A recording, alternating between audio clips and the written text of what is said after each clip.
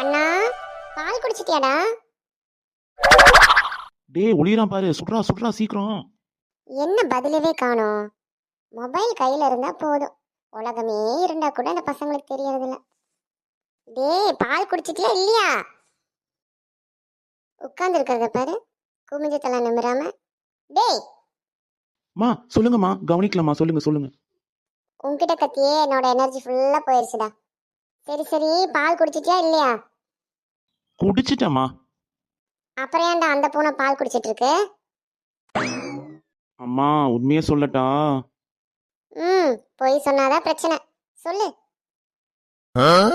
அம்மா நான் குடிக்கலம்மா, பூனைக்கு கொடுத்துட்டேன். சரி சரி, இந்தா உனக்கு பிடிச்ச சமோசா. எதுக்குமா திடீர்னு சமோசா தரீங்க? அதுவா, நீ உண்மையை சொன்னில, அதுக்குதான். அப்போ நான் பொய் சொல்லியிருந்தா? பொய் சொல்லியிருந்தா பெல்ட் தான். அப்போ உண்மைனா சமோசா, பொய்னா பெல்ட்டா?